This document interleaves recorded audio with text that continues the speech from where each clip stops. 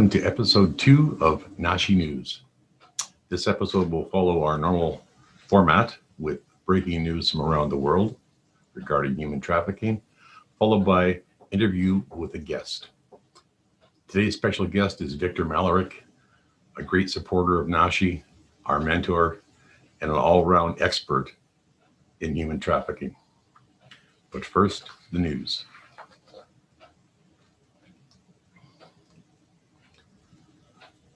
Not one province in Canada mandates teaching students about sex trafficking, even though schools are prime targets for perpetrators. Across the country, provincial efforts to teach students about sex trafficking are inconsistent. The Globe and Mail surveyed all provinces and territories to better understand what students learn about the issue in school. Most said their curriculums do not specifically name sex trafficking as an issue to be addressed in their schools. No province guarantees through education legislation that the topic is covered, while for the most part, they ensure students learn about healthy relationships and sexual exploitation. From the London Free Press, a study has confirmed that sex traffickers use a network of locations along Highway 401 to evade police and keep their victims isolated. The study identified London, Windsor, Chatham-Kent, and Sarnia as commercial sex targets. Police and women's advocates have said it for years. Highway 401 through southwestern Ontario is a key gateway for human trafficking. Now there's research to back it up. A study by the Center to End Human Trafficking found that sex traffickers use a network of corridors, including Highway 401, to maximize profit and avoid police detection and keep their victims isolated. In Western Canada, the Trans-Canada Highway and Highway 16 serve the same function. From CTV News, the Ontario government has announced new legislation in the fight against human trafficking, focusing on strengthening the protection of exploited children and providing additional tools to law enforcement officers. Speaking at a press conference held at Queen's Park on Monday, Premier Doug Ford said, "The first of its kind legislation in Canada builds on the $307 million investment previously made by the province in its anti-human trafficking strategy. New legislation and amendments to existing legislation help raise awareness, protect victims, support survivors, and hold offenders accountable." From south of the border, Operation Broken Hearts results in the arrest of 37 in child sex trafficking operation. Phoenix police say 37 people have been arrested in connection to a large-scale child sex crimes and human trafficking operation. Various police departments partnered with Homeland Security and the Arizona Attorney General's Office for Operation Broken Hearts, an undercover operation targeting sexual predators engaged in child sex crimes and human trafficking. And now for today's special guest. Victor Malarek has been a journalist for the Montreal Star and the Globe and Mail. He was a broadcast reporter for the Fifth Estate and W5. He's won the Gemini Award, and he's a 4-time Michener Award winner. He is the author of 7 books, including 3 that are most important to NASHI: The Natashas, The Johns, and a novel dealing with human trafficking, Orphanage 41. And now with the release of Target Number 1, a movie based on one of his news stories, he's a movie star. Let's go to Victor. Yes. Hello, Victor. How are things in your corner of pandemic world? Driving me crazy, driving all of my friends crazy. We can't see each other. We can't go anywhere. We're stuck in our houses like everyone else across Canada. You know, it just got to stop. And I'm hoping that these vaccines will work. And by the midsummer, we can start having, people going back and forth, friends meeting up and family meeting up. That would be nice. And I watched your new movie just last Friday. I really enjoyed it. It was quite good. And congratulations on that, especially your speaking part. my little cameo. I wrote out on Facebook one day for a joke, I hope that they have a category for best appearance in a cameo, because maybe I can win.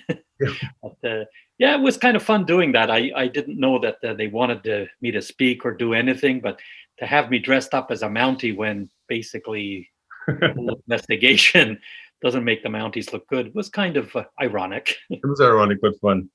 Sort of not a quote, but a paraphrase in the movie was, towards the end, you said in the movie, I will focus on my family first and then save the world, or at least a small corner of it. So since working as a reporter since like 1970, you've covered a lot of injustices and a lot of things wrong with the world. What drove you to focus on human trafficking enough to write 3 books about it?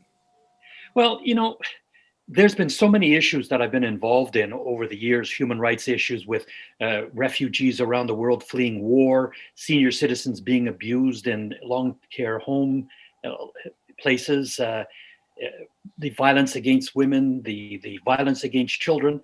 And then I just happened to hear about this whole issue of trafficking and kidnapping women and forcing women into sexual slavery. And when I heard about it, like so many stories that I've worked on in the past, this alarm bell goes off in my gut and I go, you know what?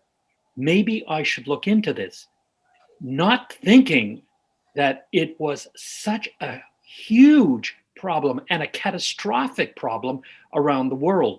And the more I dug into it, the more I said to myself, this has got to be done in some way. And I thought, I'll do a book, because there wasn't very many books about anything. There were a lot of, papers written by academics. And if you've read a paper by an academic, it's better than a sleeping pill. Only read by other academics usually too. Yeah, there's no emotion, there's no tension, there's no suffering, there's no anything. And when I went out and started digging into this situation and seeing what was happening with these young women and girls and children, I got angry, I got boiled, I said, I got to fight this thing. And I wrote the book the way I believed it should have, the story should be told. And that's why I got into the Natashas and later on with the Johns, because everything goes back to one reason: men who believe that they have money in their pockets, that they can buy the body of a woman. And to me, that's anathema. I cannot understand why a man would do this, not trying to at least find out, is that young woman or a girl in this place because she wants to be? No. If it's a girl, you obviously know that she's been forced and you have no business raping her or doing anything to her. And young women, come on, you have to ask yourself, did they, in their wildest imagination, when they were young little girls or teenagers, believe that they would be trafficked into a place to service a dozen men a day because what? It's an easy way to make money, or it's a good way to meet men? No. This is a human rights tragedy of epic proportions. And I thought, I got to do this book. And I did it. And I did the sequel to it as well. Yeah, we thank you for that book too. That was the one of the driving forces behind the formation of NASHI, was the book The Natashas and your presentations on it. So thank you for occupying 15 years of my life working on this. We know that the traffickers are very adaptive to new laws and initiatives. They're not the, well, they are brutish, but they're not the dumb criminal brutes you see portrayed in movies. They are very smart. But do you see any progress in the fight against trafficking? Not really, and I mean, I've been at this since 2002, 2003. And what I've seen is, in so many countries have passed laws saying that this is a criminal issue, a criminal matter, because you're talking about abduction, you're talking about assault, you're talking about kidnapping and beatings, all kinds of things that are happening. Unfortunately, in so many countries that have passed laws saying this is against the law, they're not enforcing it, number one. Or number two, when they get these clowns and arrest them, they get these crazy minimal sentences. If you really believe that this is a crime, the police forces across the world who say this is illegal should go after the traffickers and go after the Johns. And when they find them, they should arrest them. They should take them to court, and the court has to be firm. It has to dish out sentences that will, for the Johns, tell them, I'm not going to ever do this again because I don't want to face the court system. But for the traffickers, you got big time coming for you. You got big time in prison. And then when other people think, maybe I should get into this, they'll think, if I get caught, there's a heck of a lot of years waiting for me. And unfortunately, that's not what's happening. For example, in Ukraine, I mean, so many traffickers, are easy to catch these guys, by the way. You don't have to be, a Sherlock Holmes to catch these characters. You catch them and they go to court and you find out they get 6 months, 3 months, or a fine. Seriously? You have abducted a young woman. You have caused her to be raped by dozens of men a night. You take all her money. You threaten her life. And all you get is a fine, or you may get 3 months in jail. No, you have to be firm. And that's not what's happening around the world. It's not happening anywhere where you really come down on the trafficker and on the John. And until that happens, this is going to continue. Exactly. Okay.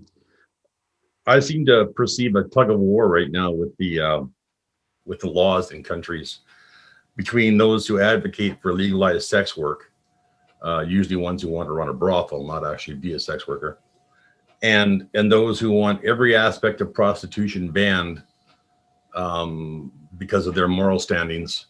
And in the middle are the trafficking victims who aren't being served by either one. Is there a feasible way to resolve this, or Yeah, are we obligated to pick one or the other? No, you don't have to pick one or the other. Look, I'm not one of these Bible thumping evangelical types. I believe in human rights, and in human rights, the equality of a woman in our society will never be attained equal to man until men understand that you cannot buy the body of a woman simply because you have money in your pocket. To have total equality, women have to be equal to men and not be farmed out as sexual objects. But in the area of legalization versus bringing down the hammer, everywhere, every country that has legalized prostitution, saying to everybody, oh, it's going to be much safer for these women. They won't have to be worried about being raped or murdered or, whatever. That is a bald-faced lie. In every country where it has been legalized, the situation has exploded to a point of uncontrollability. It is just unreal. And Germany is a classic example. Australia, the Netherlands, these are classic examples of, boy, did we do something really wrong. In Germany, when I heard that they have 400,000 women involved in prostitution in Germany, in brothels all over that country, where did they come from? Because let me tell you, 87% of those women are not from Germany, because German women have real jobs that don't require them to shed their clothes. So if you want to legalize and use the argument that women are safer, that is an absolute bald-faced lie, because women are raped in legalized prostitution. They are murdered in legalized prostitution. They are held up and robbed. They are beaten. All kinds of things happen to these women in legalized prostitution. And to say that it's going to be safer health-wise, it's an absolute crock of crap. The other thing, people say, well, they'll pay taxes. Seriously, they pay enough to their pimps, let alone, wanting to have, Revenue Canada or, the IRS in the United States see down on their application, prostitute or sex worker or whatever you want to call them. And they are identified that way. They don't want to be identified whatsoever with that trade because it is a colossal embarrassment for them. Now, the other side of the coin, which is what they've done in the Nordic countries and particularly Sweden, is they've said to women, look, we will give you an avenue out. We will train you. We will protect you. We will get you out if you want to get out. And just come over here and we'll make sure you're safe. Those who want to stay and they think that this is the greatest thing since, sliced bread was invented, fine. I'm not going to judge them. But Every study that I have seen, anywhere from 92% to 97% of women involved in prostitution have said they never wanted this in their life, they don't want this in their life, and they don't know how to escape. It's pretty hard to escape a pimp who says to you, you try to move out of here, wait, I catch you, I'll break your legs, I'll break your arm, or fracture your skull, or I'll kill you. One of those. And these are young, 18, 19-year-olds, 17-year-olds, who, when they hear these threats and are brutally raped and gang raped into prostitution by these vile pimps, what do you want them to do? They're afraid to flee. And then eventually, when they're 25 or 26, because they're too old and overused, they're just dumped on the street, no money, nothing. And they're left to their own devices. What I'm saying is there has to be a ground where you can say to them, we will make sure that you can get out if you want to get out. And we will provide the necessary tools and the necessary mechanisms for you to get out and be safe. And if the pimp comes after you or whatever, we can take it to the police and have the guy charged with abduction, with forcible confinement, with rape, with assault, whatever, and get him put in jail. And I've seen this, by the way, happen occasionally in Canada and in the United States, where some of these characters have gotten good time, solid time in a prison. But in Europe, and particularly in places like Germany and Russia and Ukraine and places like that, they're not really going after the bad guys. No. Well, these days, especially with the pandemic, the internet is being used both to recruit and to sell trafficked persons. I really don't personally have an idea how we can combat that without treading on the censorship side of things and accessing people's data. Do you have any ideas on how we could police the internet for this kind of thing? The internet with things like Zoom and conference calling and everything, video calling, all that was invented by the porn industry. Mm-hmm. It came as a result of the porn industry wanting to send their products to everybody on the internet. They invented all of these things where you can see live sex and whatever on the screen. They're the people that invented this thing, and then it came out, and it's now a multi-billion-dollar industry for the internet, for the various companies that carry this stuff. And it's very, very hard to control it because, for example, in the United States, they'll go and say, well, we have a First Amendment right. Oh, this is art. Yeah, sure, it's art.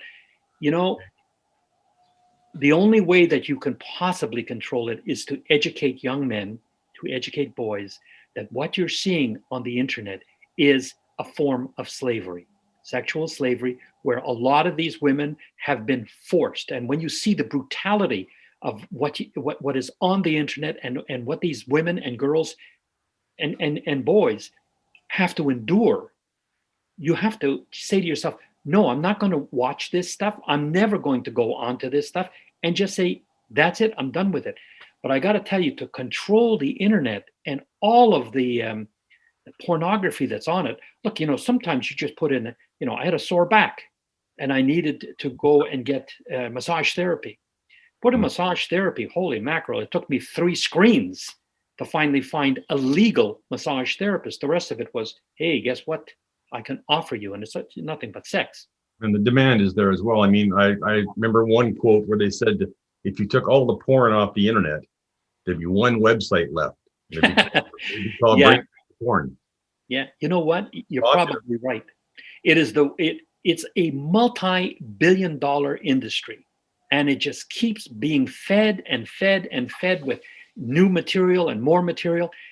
They started off with softcore porn, what you would see, I guess, on Playboy or whatever.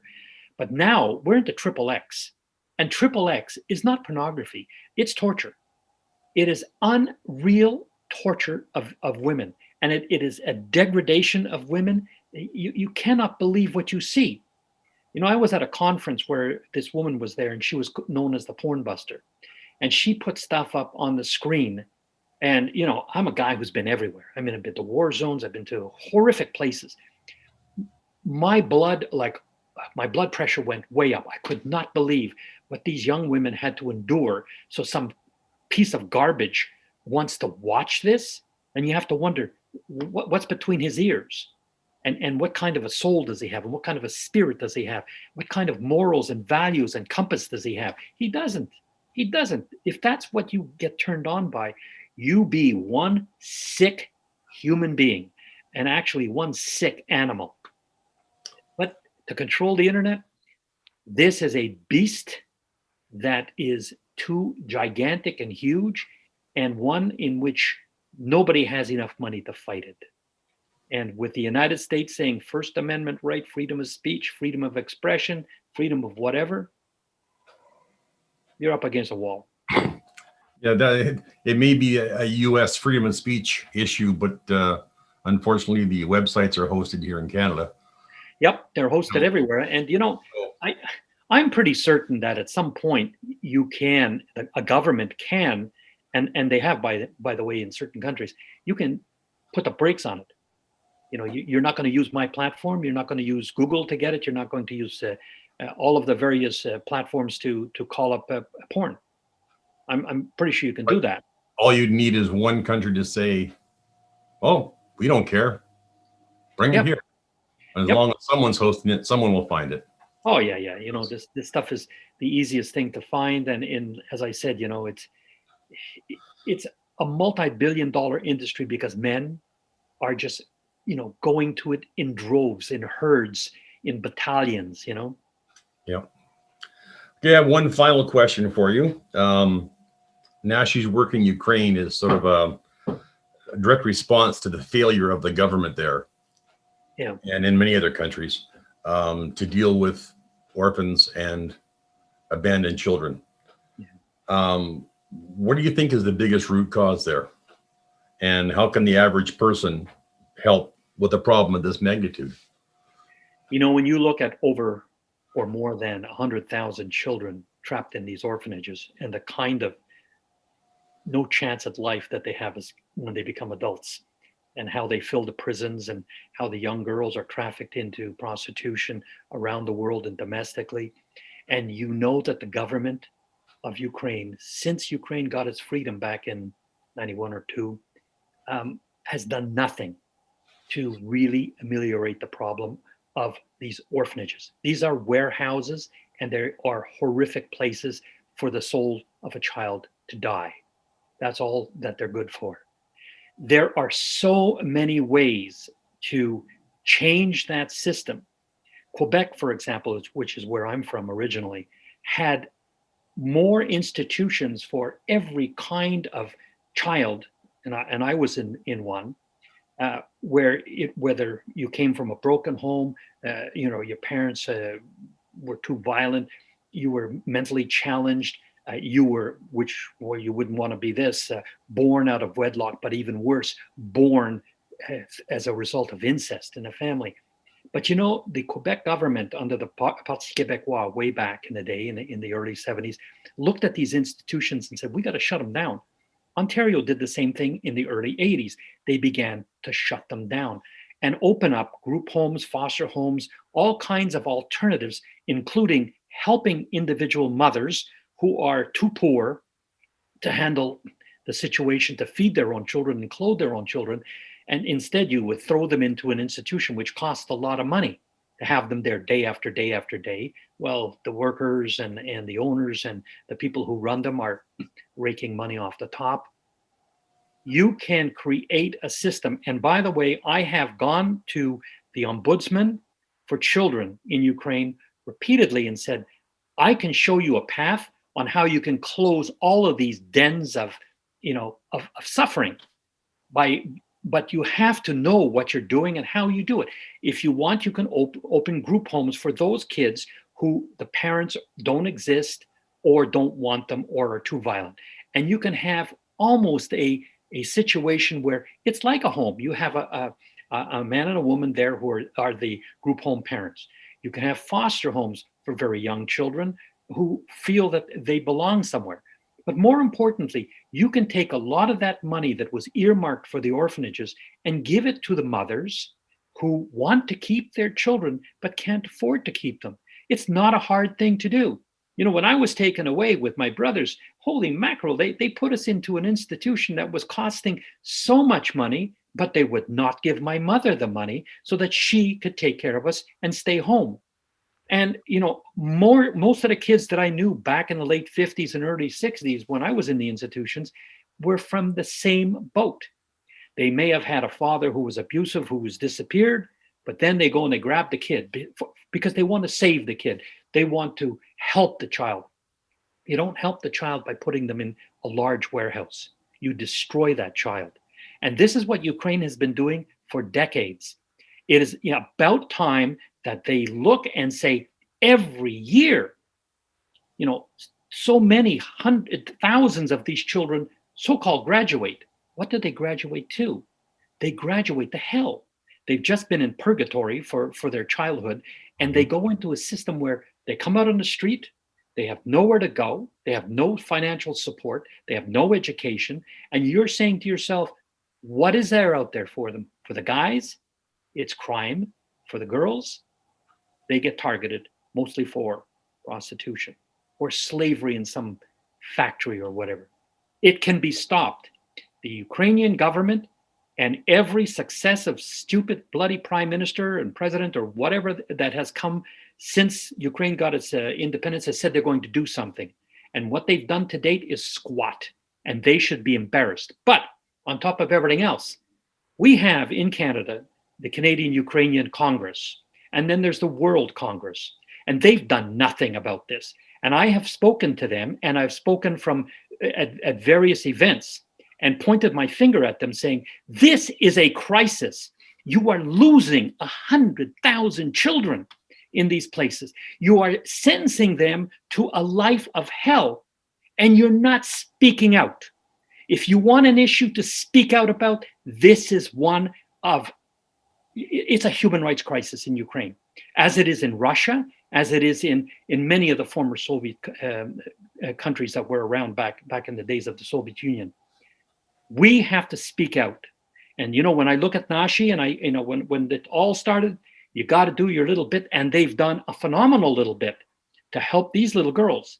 But I have seen very few or anybody picking up and saying, let's do this in this part of Ukraine.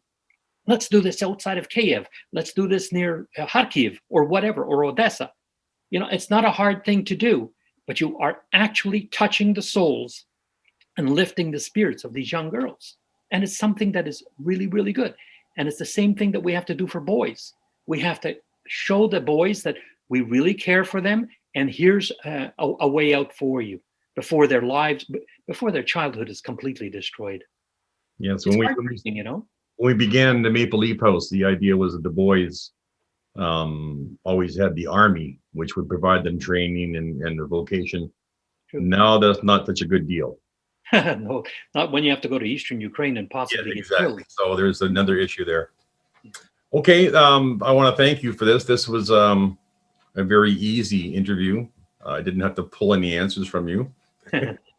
Not a problem there. I am a font of information when it comes to trafficking and when it comes to the orphanages and when it comes to the abuse of children, women, men, boys. Okay. Once again, Victor, thank you. We'll be talking to you again very soon. I guarantee it.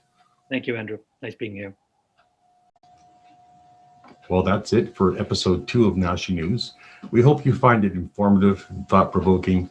If you have any comments, questions, concerns, or suggestions, please comment on the video or send us an IM or an email to see our website for more information.